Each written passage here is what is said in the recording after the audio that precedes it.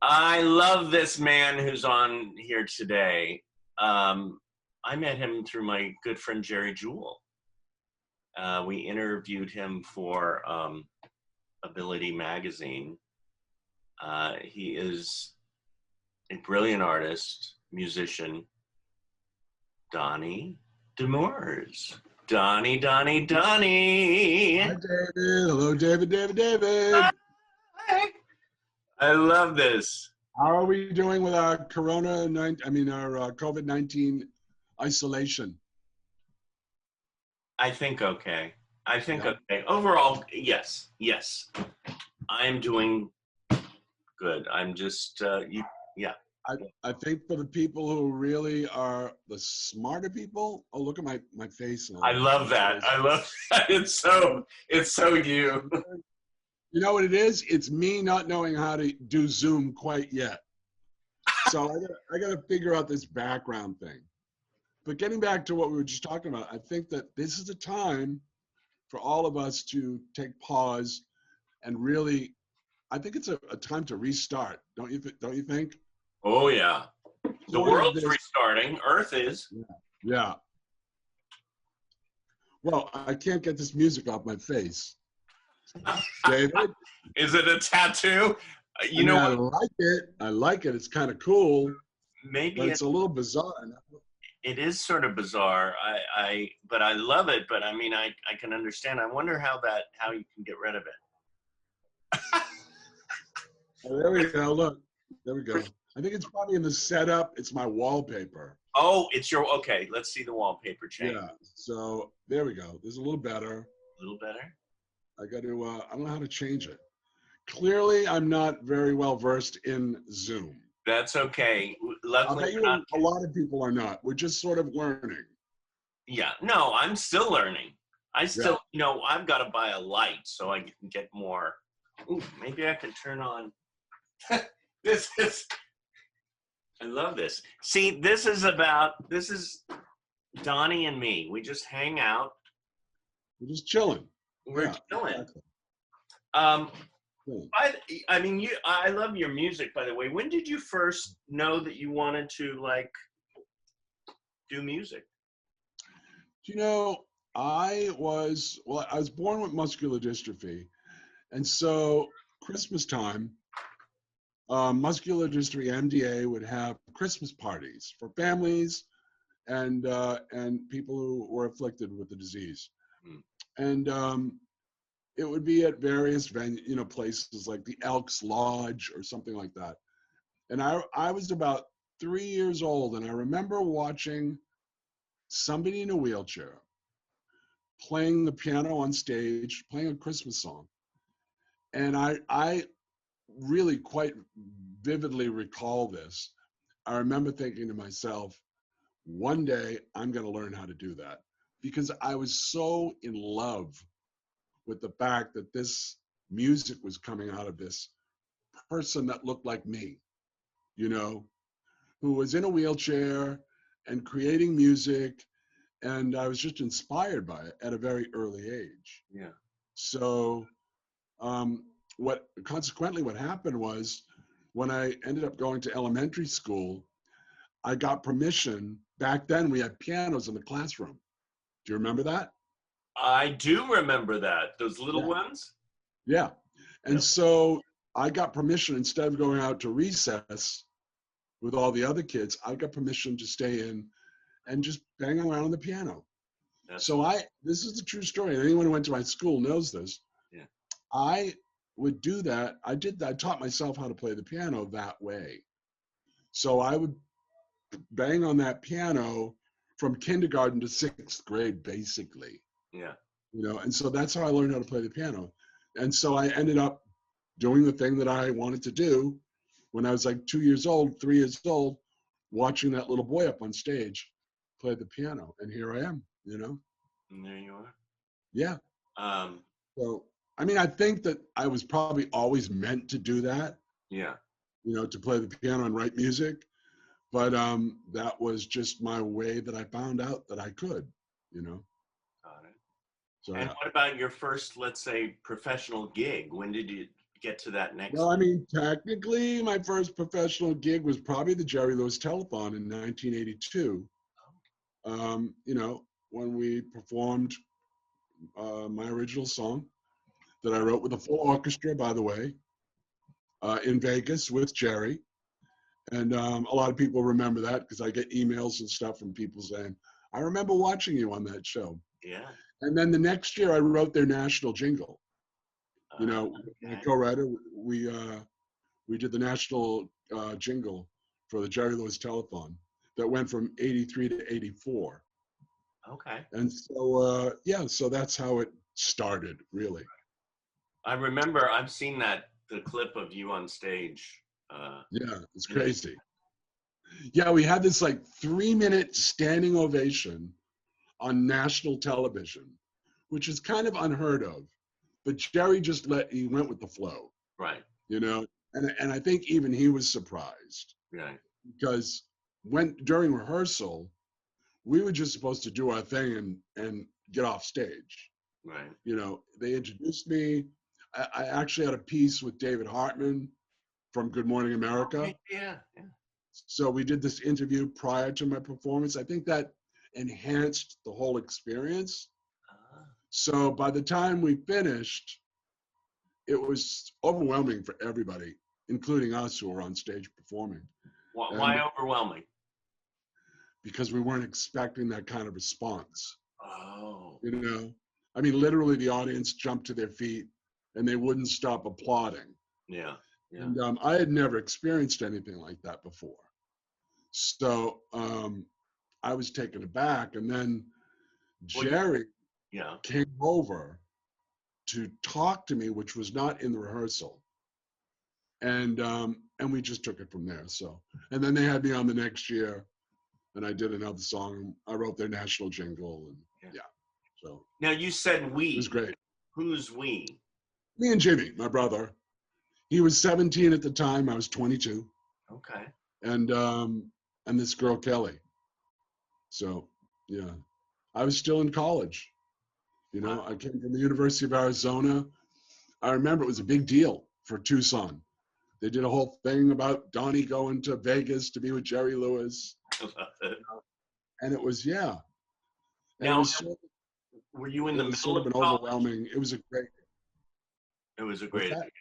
Were you in the middle of college at that time? And did you finish college? I was in the middle of college, yes. Yes, I was, yeah.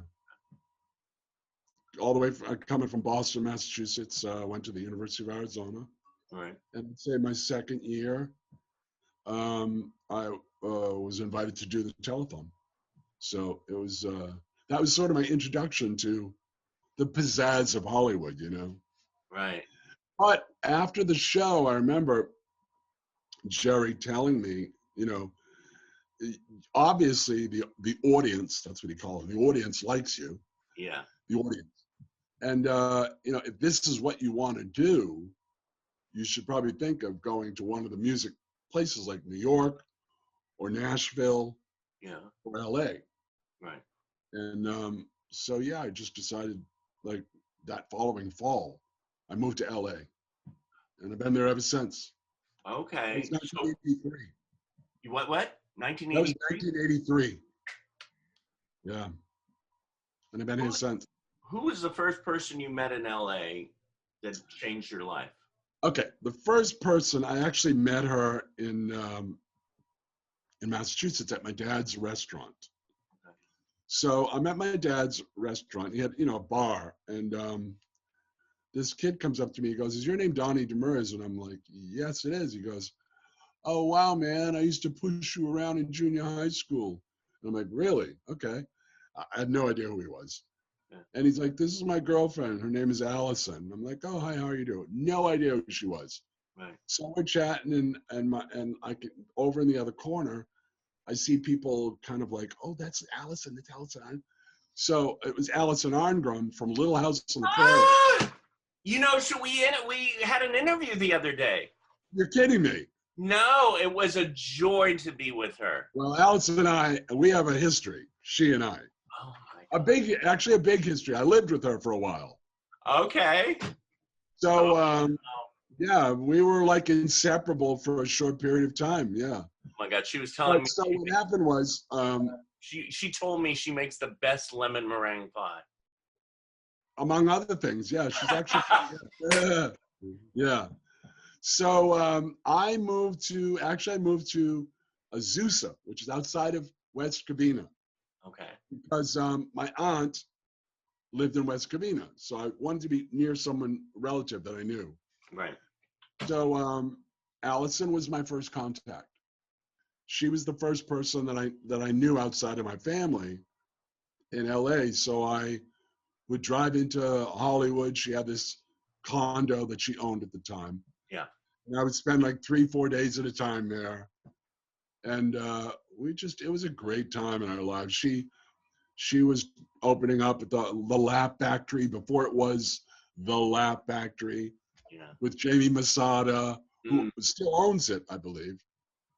And it was just a great time in Hollywood at that time.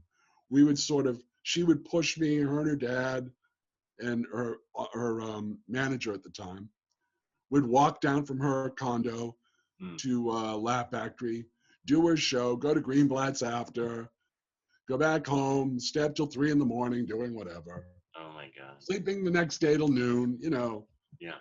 And we did that for forever. Like, it seemed like forever. So she was the first person that I actually, that was my friend in LA at the time. Right. Yeah. God, that's not. It's nice to have good friends when you Yeah. get here, because otherwise it's like, We don't see each other that often anymore, which is crazy. She lives, in East Bumfuck somewhere. I don't know. I've actually been there, but it's like, I've been to West Bumfuck. yeah, right. Believe it or not, the last time I saw her in person was in Provincetown in Massachusetts. Okay. We ran into each other there. Yeah, yeah. But yeah, she was my first contact. So yeah, that was the beginning of my LA experience, and from there, Right.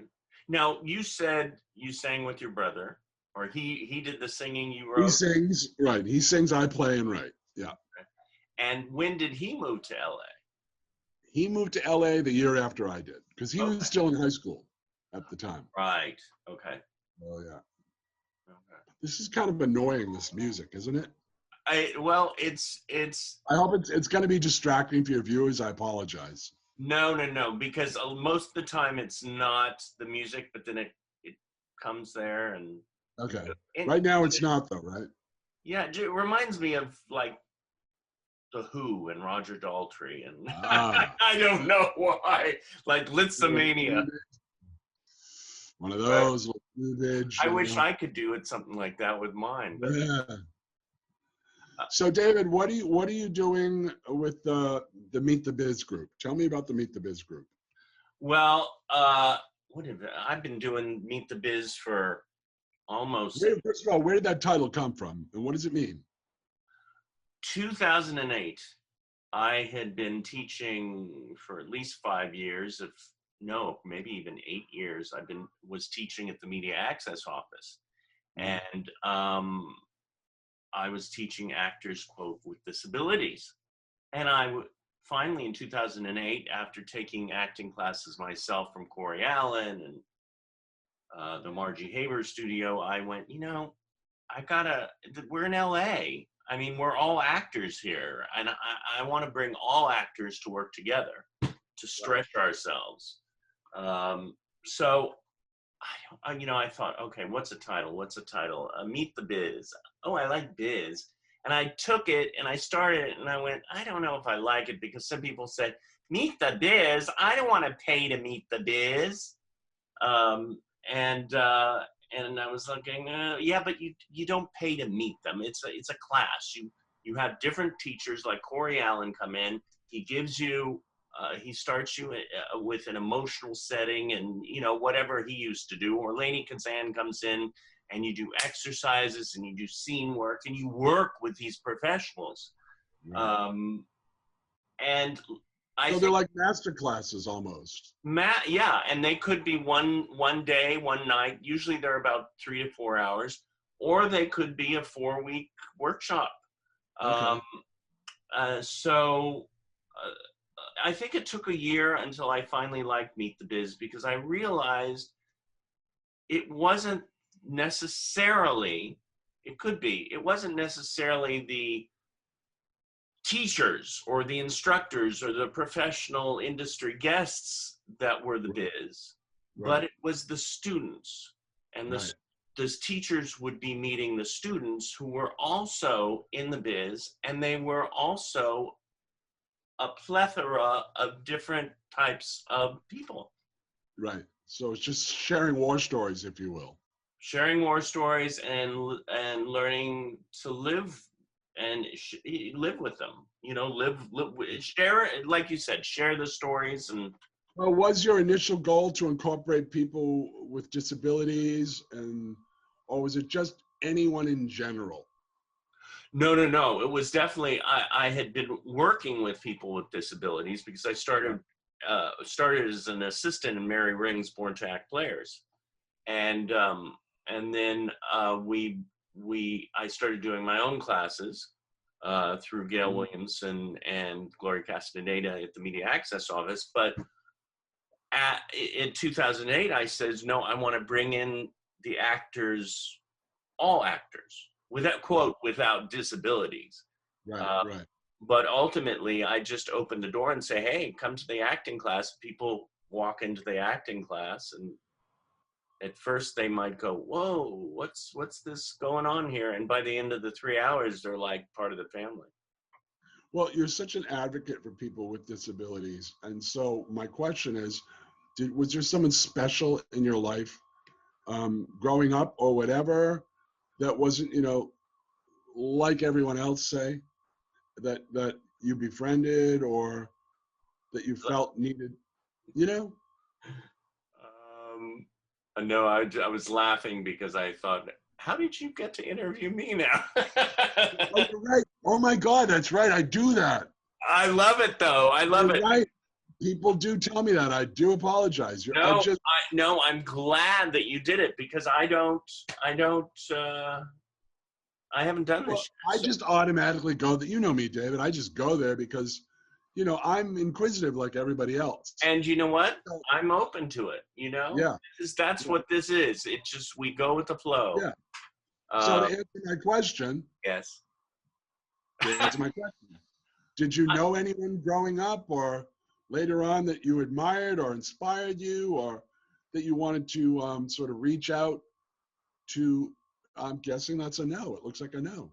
No, not really. I mean, my dad did always have some, I mean, the sweetest man, but he had so many physical issues.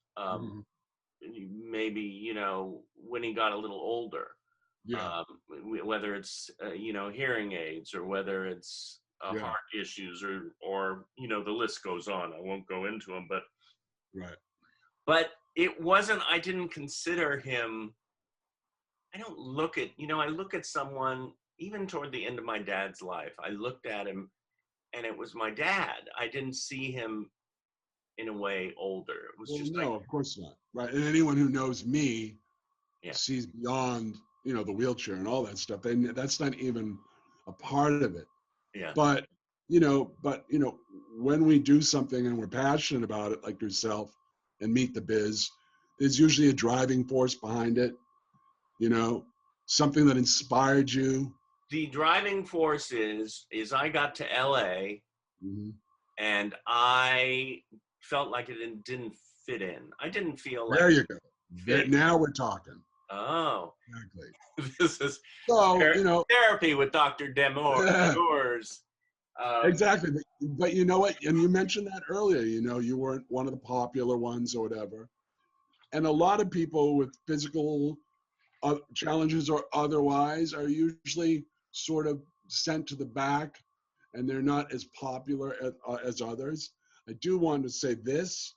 The reason why I didn't have that problem in high school or junior high is because my brother was the toughest guy in the neighborhood. That's the only reason why.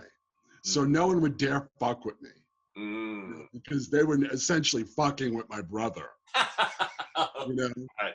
Don't mess with my brother. Exactly. But, I do understand that because, and really, it's not just about people with physical challenges. Yeah. It's about anyone who doesn't fit into the mainstream for whatever reason. Yeah. But the challenge is we all want to belong or to be part of. And when we can't be a part of, we sort of go into our head and become an introvert in many ways, Right. Right. Which I, So, at this time in this COVID-19, I'm sort of like, I'm not being an introvert. I'm being an well, we all are, extrovert. really. Yeah, we all are in our homes. Yeah. But and it was, I think it took a year when I was in LA and I was sitting at this birthday party and I knew one person and this one girl said, "So how are you enjoying LA?" I said, "Yeah, I'm okay, but I mean, I don't know how to schmooze." She said, "No, it's not Right. schmoozing, it's just being yourself." And that clicked with me. Yeah. And I think what I loved, not that I felt different than others and I related to the community, the disability community, it was that the love that I got, the friends that I connected with were real. Right. They're More, transparent. yeah. I mean, it was no bullshit. It Right. was, and that's why I was just attracted to the community. Yeah. You And know, it like kind of makes sense too, because in a way, people with physical challenges can't hide behind a facade because it is what it is. right, I can't pretend to be glamorous, if I have a condition that is different from others. I can't pretend. Where a lot of people in Hollywood pretend, you know. and I So don't. you don't get real people as much. And I think that's really what you're speaking to, is that you found a realness, a more connectability to people uh, in the disability community. Well, I mean, Sense- opening the door to Corey Allen's class, and Jerry Jewell walks in, and we click right away because And how could you not? And how could you not with Jerry? You know? you can't. She's so real. She's so funny. She's so loving. She has her Right. good moments and bad moments, like most of us do, but she doesn't All necessarily hide them. It's like, at hey, take all. me or leave me. This is me. Which is the beauty of her in particular, yes. But a lot of times people hide behind all of that. She embraces it, Right. which is Yeah. why I love her. And that's the thing too. I mean, yes, I teach classes, but I tell you, I learn just as much as being a teacher from the students. Right. I mean, Don't you think all good teachers do though? I They do. do. I They're think all good constantly. teachers do that. I bet you're a great teacher, David. Oh, I didn't even, Of I course didn't you even are. say what? Of course you're a good teacher. Yeah, I'm, Yeah. I enjoy it.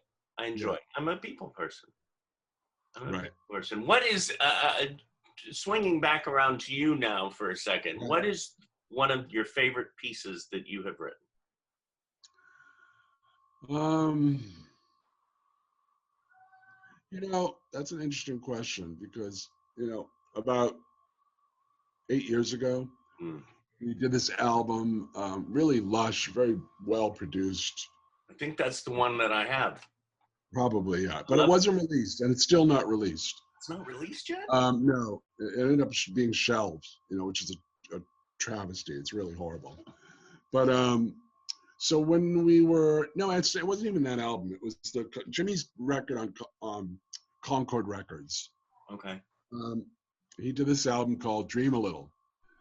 And he wanted a bunch of my songs on that album, but I had to go through the process like everybody, submit my material, and they would decide, whatever.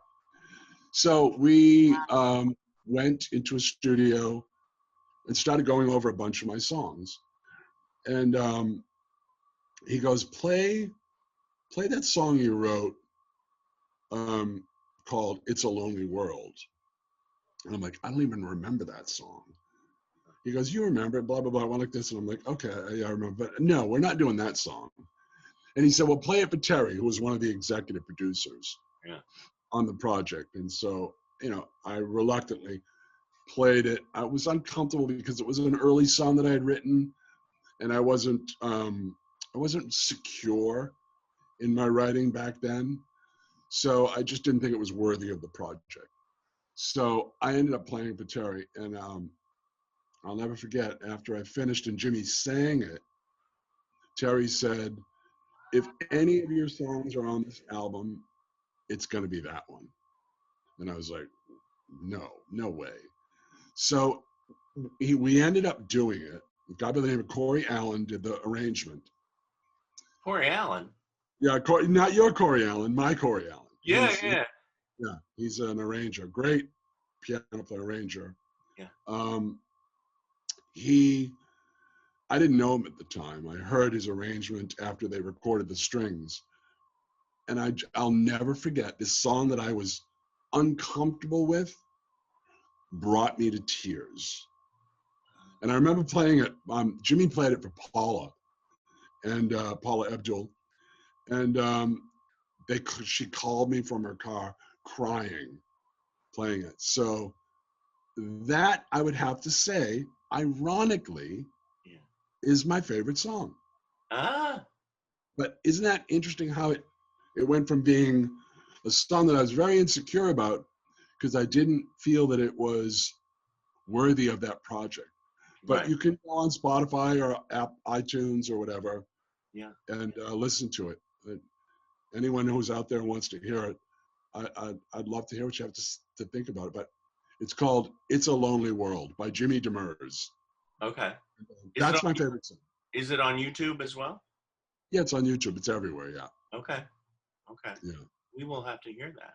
It's I wrote that probably in my second year of college. Yeah. So, but I don't really. I mean, if I had to pick a favorite, that would be it. But they're like children to me. Yeah. They really are. I think most songwriters will say that. They're like babies, so you really can't have a favorite. Yeah. But if I had to, it would be that one, I think. But interestingly enough, David. Yeah. I usually can't listen to the stuff I've recorded for months after because I'm in such critical mode. Yeah.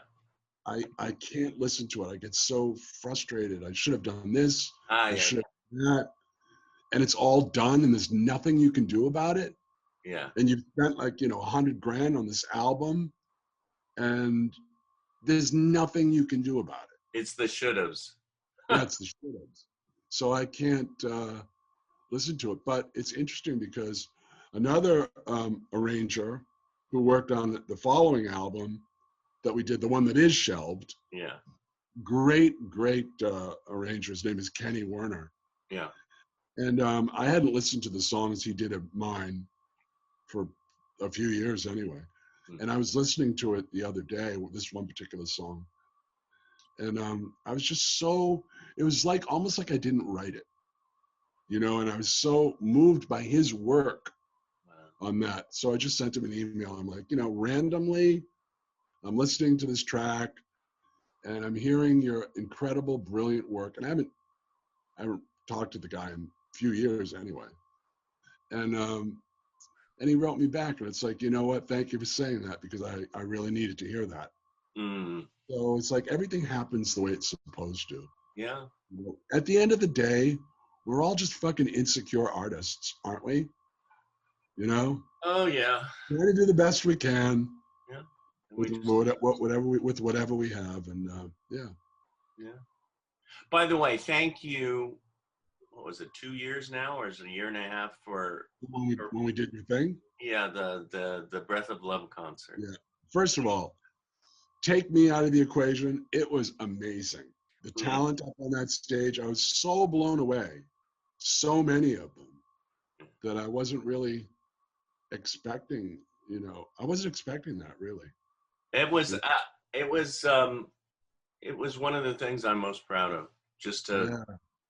Because I love, again, connecting people, and it's not just to put on a show. It's about the people that are on the stage that I feel these people might really get along after this show's over too, and might create together. A lot of us did, yeah. Yeah. Yeah.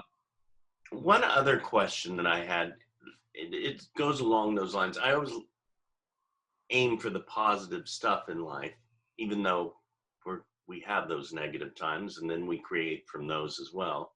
Yeah. What is a memory? Like I was saying that it took me a little while to maybe a year to really sink into LA, and it took me a little longer to really connect with my tribe. Mhm. What when you think of LA and a positive memory, if you had to pick one memory at this moment, what would it be? Hmm. In Or LA. yeah, LA or the business. It doesn't necessarily have to go just to LA. It could be anywhere in the world. You know, there's been a bunch of them actually. There's been a lot of great moments in LA that I've had the great fortune of being a part of, like playing for Miles Davis, you know, and Donna Summer. Oh, I didn't You hear know, that you played for Donnie well, Summer. did you know? Did you know that they were both artists? First of all, they're Well, both. yeah. So Jimmy and I were the musical entertainment for one of their art showcases in Beverly Hills Yes. years ago, like Right. 1989 or something like that. Yeah, yeah, yeah. You know, and I'll never forget Miles Davis coming up, and you know, he's like, "Man, you play great keyboards." And first of all, I don't consider myself a piano player. I'm a songwriter that plays the piano to facilitate my songwriting. Yeah. In no way do I think of myself as a piano player, Uh-huh. but I do have a great affection for the piano. So, and I probably treat the keys with that respect. Yeah. So some people relate to it in that, and I fool them and think that I can play the piano. Yeah.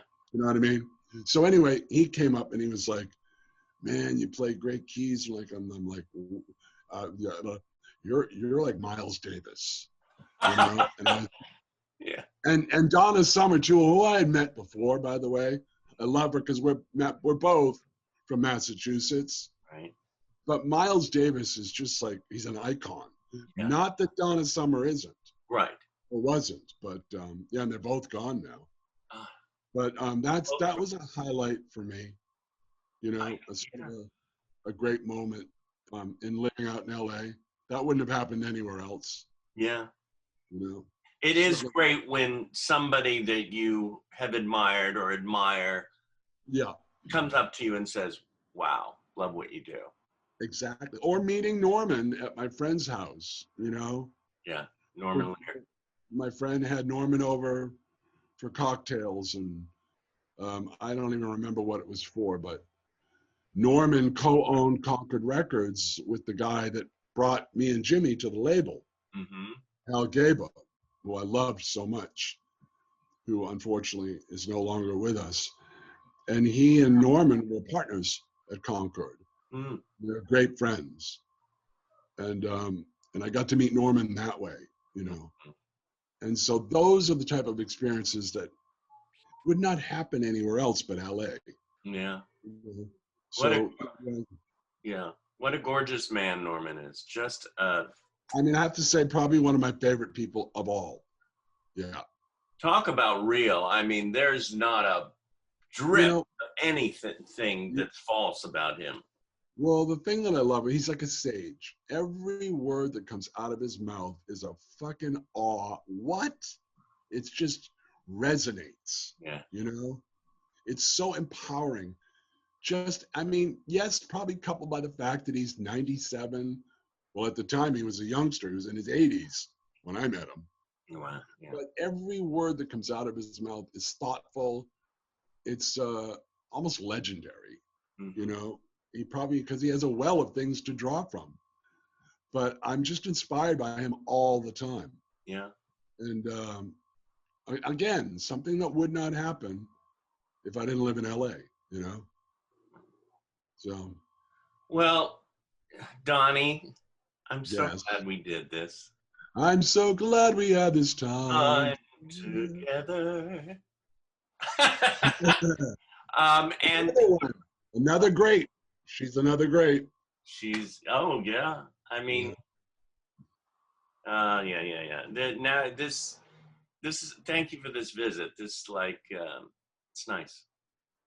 Let's do I know, more. David. You know, I've been putting it off because I'm like, well, what am I going to talk about? I have nothing to say really. It's like, Oh, yeah, no right. one wants to hear from me. Oh, bull. I know they want to see the music on my face, though. And no, those aren't tattoos. No. Do you have a tattoo? Oh my God, that's my bathrobe in the back. That's okay. I have my boxes and my life magazines that I'm Nice. moving on from. Fabulous. I have now gone through all 60 boxes. Oh my gosh, loud congratulations. That's quite a feat that you probably would not have done had it not been for COVID-19. And by the way, I'm not in LA. Oh. I'm in Boston. Oh, I love Boston. That's where I'm at. That's where I'm spending my COVID coronavirus time. Yeah. Well, please come and visit us at Performing Arts Studio West and Meet the Biz one of these times. And I can't wait to come home, really. I mean, I've been gone for so long, it feels like. And I'll tell you later about this surprise special show that I'm thinking of putting on once we get out. You've always got something up your sleeve, David, don't you? I don't have no sleeves. Yeah, well, you've always got something up there, which is great. All righty. By the way, what? You went and saw Ronnie, right, over at Vibrato. Brilliance. Beyond. Brilliant. Oh She's my God. beyond. You know, I've known her for what we're talking about, Ronnie Martin. Of course we are, yeah. And this amazing woman I met when I first got to LA. We lived in the same building. Wow. Did you know that? No, I did not know We that. were neighbors, and she gave me a CD back then, and it was, and then we lost track of each other, I think for like 18 years. I like that number. Wow. 18. Wow. And then we ran into each other again, and I finally saw her at Vibrato, I think it was, 3 months ago? And did you not feel like you were in the presence of a legend? Yes. Right? Yes. She is, unfortunately, and by the way, it's not unfortunate because I do still think that she's going to make it. But she is like a lot of people that fall through the cracks. You know, they should have been legends because she's as good as Gladys. She's as good as so many of those greats. Ronnie is a great. She's a great. And unfortunately, time didn't give her that platform that it gave to Gladys Knight or Aretha Franklin or Barbra Streisand or a lot of the greats, you know. But Ronnie should be right up there. She's not a background singer. She is that woman has some chords. No, she's a legend. She's a legend. And exactly. And she's so humble, you know. Well, that's what makes her a legend. Yeah. And she's not bitter either, which I love, you know, because that can happen. She's in the moment. Yeah. She's in the breath of her life and enjoying it. And that's, you know, when they say whether you're an actor or performer or you, whatever you do, and you're reaching for that goal, it's not about that end moment.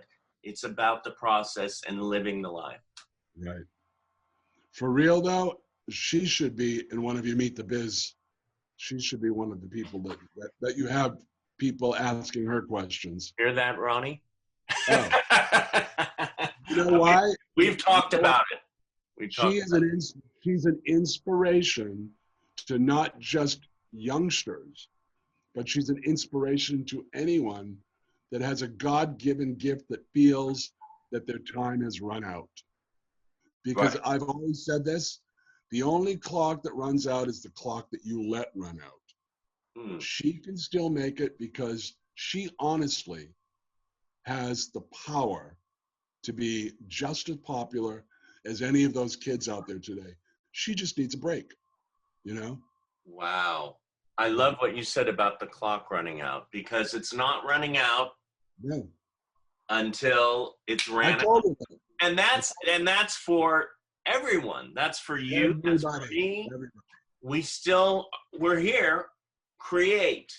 And the thing is, I always say this too, to real super talent, you know, and this applies to the gifted people, because, you know, it's easy to give up, you know, because let's face it, we're very vulnerable as artists. You know, we're frail in so many ways, but we're not. Mm. You know, it's this weird thing. But, you know, at the end of the day, if you give up, you're just making room for someone else to fill that spot. So why not just hang in there? You know, hang in there with all your might, because eventually it may not happen as grandiose as you want it to, but it's going to happen on a level that's going to make you go, wow, I'm so glad I waited, you know? And that's really what you have to do. Otherwise, you're making room for someone else, some schmuck that has half the talent that you have. Do you know what I mean? Yeah, I know what you mean. Do it. So if there's anyone that needs that empowerment to hear that message, you know, look no further than your mirror, for God's sakes, because that's where the power lies. Use your space that you're in. That's right, exactly. And we continue to do that, right, David? Yes, Donnie. Exactly. And thank you. Thank you. I'm glad we did this, finally. Yay! I'm sorry for my ignorance with Zoom, but I sort of kind of like it. I like it. There's no ignorance with Zoom. I wish I could do that, but my computer's a little older and it won't do that. You might be able to. Who knows? Maybe. All right. So how do we sign off? We just say bye. Bye. Beautiful song.